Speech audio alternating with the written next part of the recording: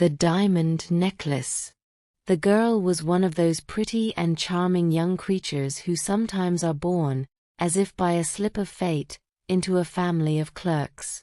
She had no dowry, no expectations, no way of being known, understood, loved, married by any rich and distinguished man, so she let herself be married to a little clerk of the Ministry of Public Instruction.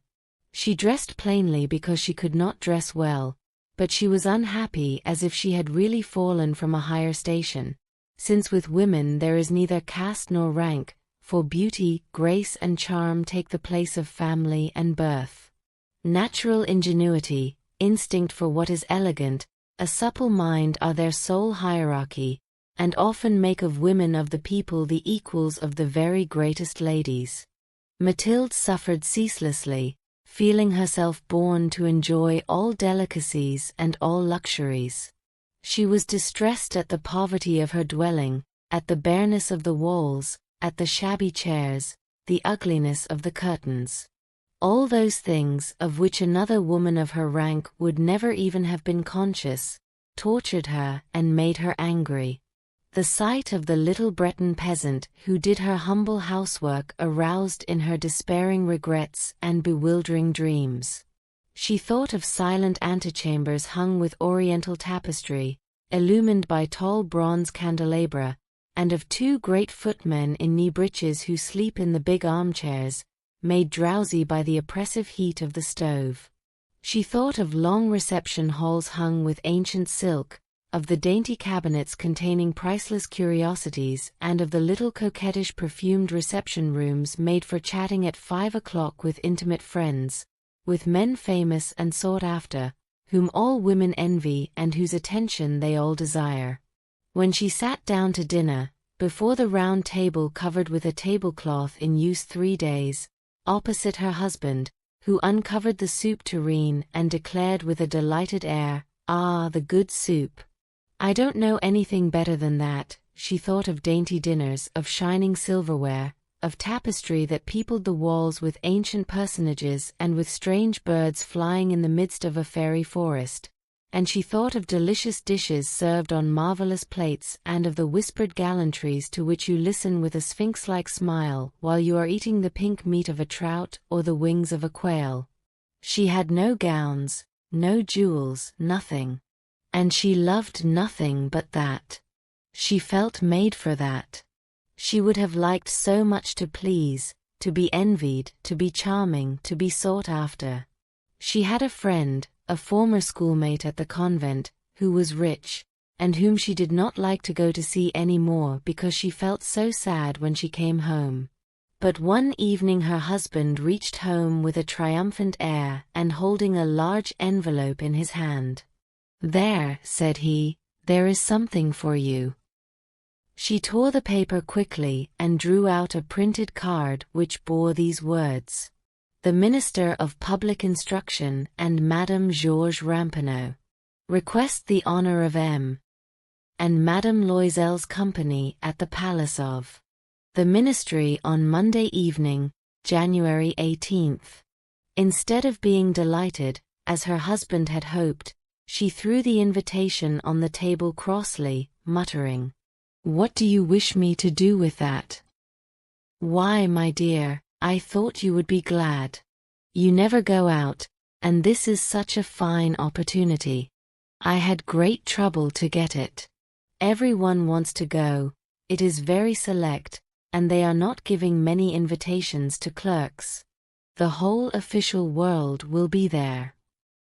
She looked at him with an irritated glance and said impatiently, "And what do you wish me to put on my back?" He had not thought of that. He stammered, "Why, the gown you go to the theatre in. It looks very well to me." He stopped, distracted, seeing that his wife was weeping. 2 great tears ran slowly from the corners of her eyes toward the corners of her mouth. "What's the matter? What's the matter?" he answered. By a violent effort she conquered her grief and replied in a calm voice, while she wiped her wet cheeks, "Nothing. Only I have no gown, and therefore, I can't go to this ball. Give your card to some colleague whose wife is better equipped than I am." He was in despair. He resumed. "Come, let us see, Mathilde. How much would it cost, a suitable gown, which you could use on other occasions? Something very simple." She reflected several seconds, making her calculations and wondering also what sum she could ask without drawing on herself an immediate refusal and a frightened exclamation from the economical clerk. Finally she replied, hesitating, "I don't know exactly, but I think I could manage it with 400 francs. He grew a little pale, because he was laying aside just that amount to buy a gun and treat himself to a little shooting next summer on the plain of Nanterre, with several friends who went to shoot larks there of a Sunday. But he said, "Very well. I will give you 400 francs. And try to have a pretty gown." The day of the ball drew near and Madame Loisel seemed sad, uneasy, anxious. Her frock was ready, however. Her husband said to her one evening, "What is the matter? Come, you have seemed very queer these last 3 days." And she answered, "It annoys me not to have a single piece of jewelry, not a single ornament, nothing to put on. I shall look poverty-stricken. I would almost rather not go at all." "You might wear natural flowers," said her husband. "They're very stylish at this time of year. For 10 francs you can get 2 or 3 magnificent roses." She was not convinced. "No, there's nothing more humiliating than to look poor among other women who are rich." "How stupid you are!" her husband cried. "Go look up your friend, Madame Forestier, and ask her to lend you some jewels. You're intimate enough with her to do that." She uttered a cry of joy. "True. I never thought of it." The next day she went to her friend and told her of her distress. Madame Forestier went to a wardrobe with a mirror, took out a large jewel box, brought it back, opened it and said to Madame Loisel, "Choose, my dear."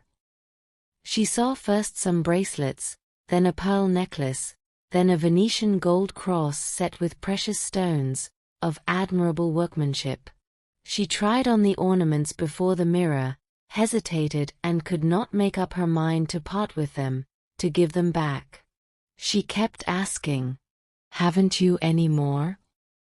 "Why, yes. Look further, I don't know what you like."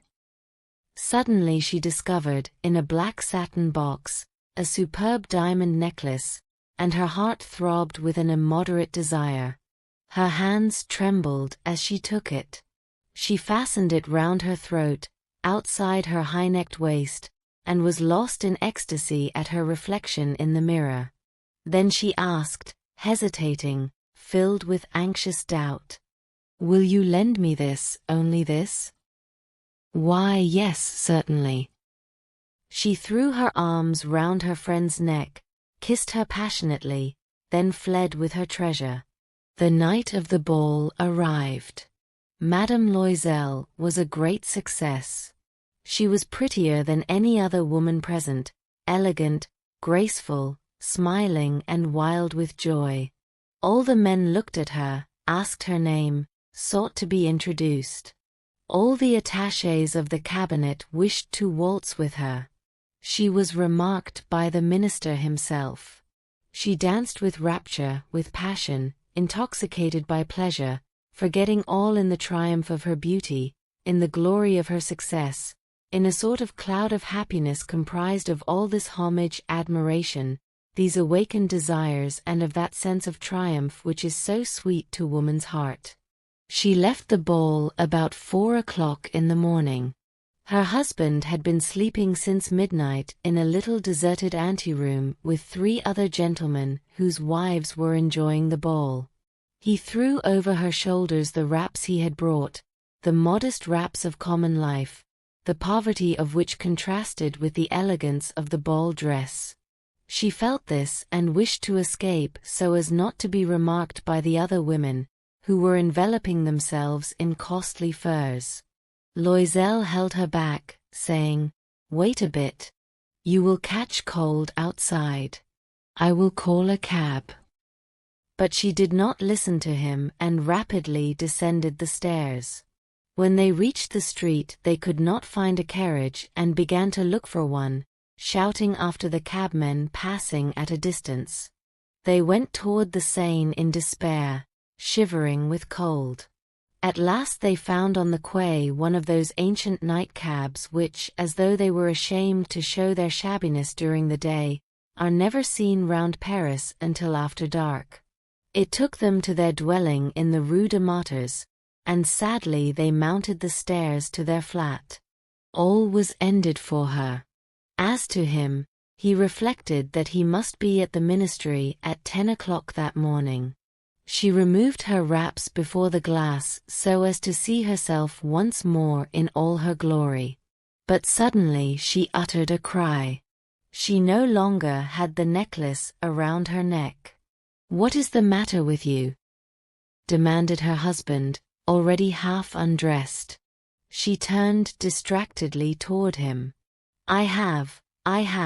I've lost Madame Forestier's necklace," she cried. He stood up, bewildered. "What? How? Impossible." They looked among the folds of her skirt, of her cloak, in her pockets, everywhere, but did not find it. "You're sure you had it on when you left the ball?" he asked. "Yes, I felt it in the vestibule of the minister's house." "But if you had lost it in the street, we should have heard it fall." "It must be in the cab." "Yes, probably. Did you take his number?" "No." "And didn't you notice it?" "No." They looked, thunderstruck, at each other. At last Loisel put on his clothes. "I shall go back on foot," said he, "over the whole route, to see whether I can find it." He went out. She sat waiting on a chair in her ball dress, without strength to go to bed, overwhelmed, without any fire, without a thought. Her husband returned about 7 o'clock. He had found nothing. He went to police headquarters, to the newspaper offices to offer a reward. He went to the cab companies. Everywhere, in fact, whither he was urged by the least spark of hope. She waited all day, in the same condition of mad fear before this terrible calamity. Loisel returned at night with a hollow, pale face. He had discovered nothing. "You must write to your friend," said he, "that you have broken the clasp of her necklace and that you are having it mended. That will give us time to turn round." She wrote at his dictation. At the end of a week they had lost all hope. Loisel, who had aged 5 years, declared, "We must consider how to replace that ornament." The next day they took the box that had contained it and went to the jeweler whose name was found within. He consulted his books. "It was not I, madam, who sold that necklace. I must simply have furnished the case."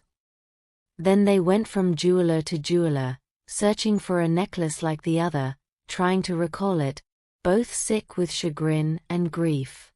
They found, in a shop at the Palais Royal, a string of diamonds that seemed to them exactly like the one they had lost.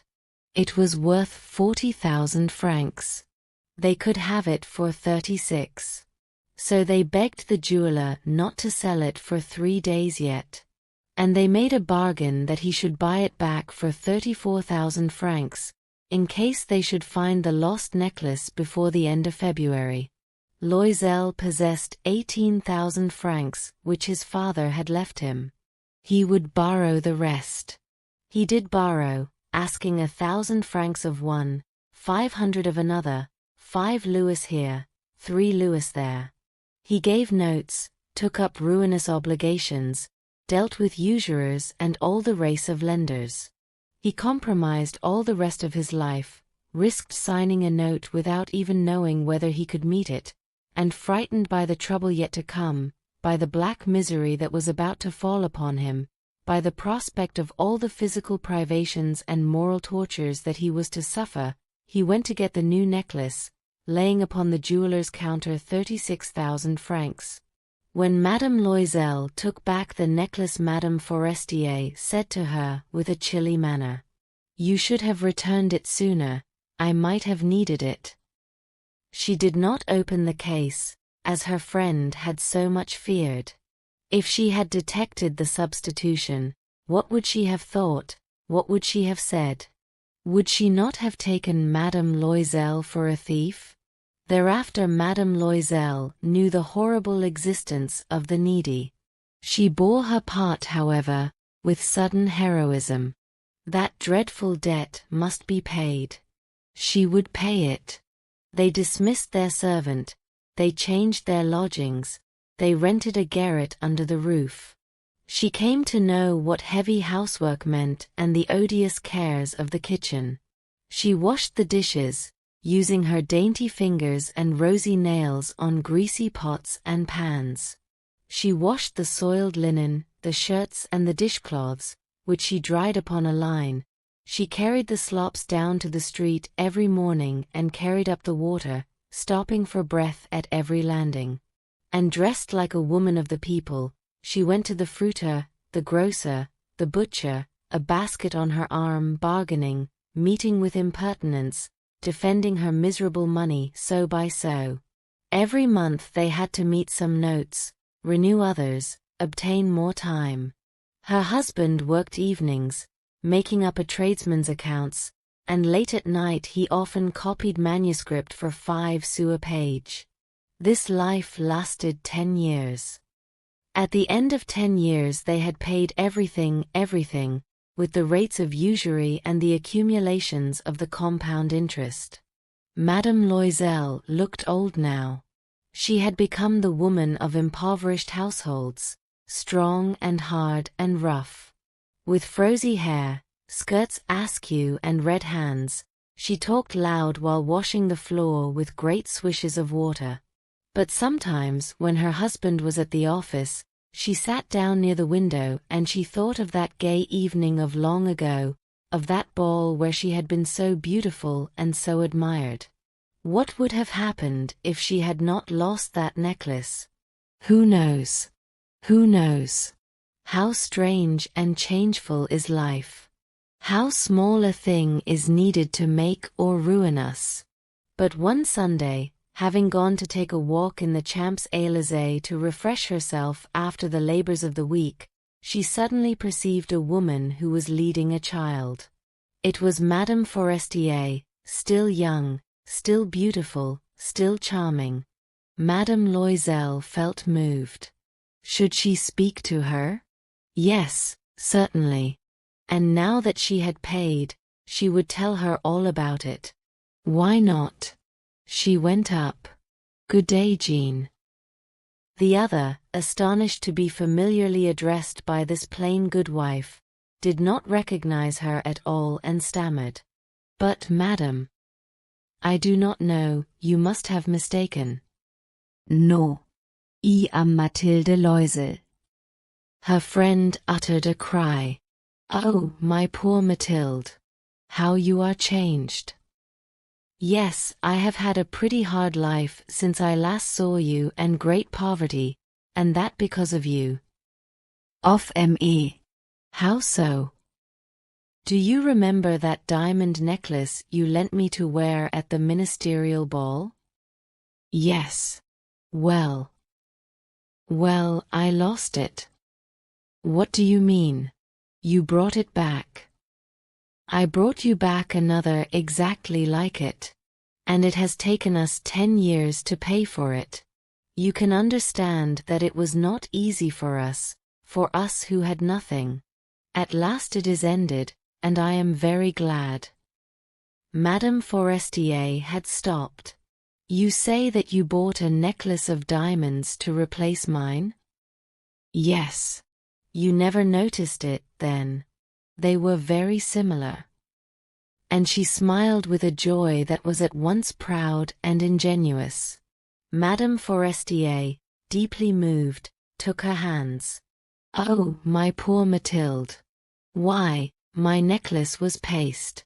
It was worth at most only 500 francs. Thank you for listening. Like, subscribe and share our channel Magic Mingle with your friends to enjoy more magical stories.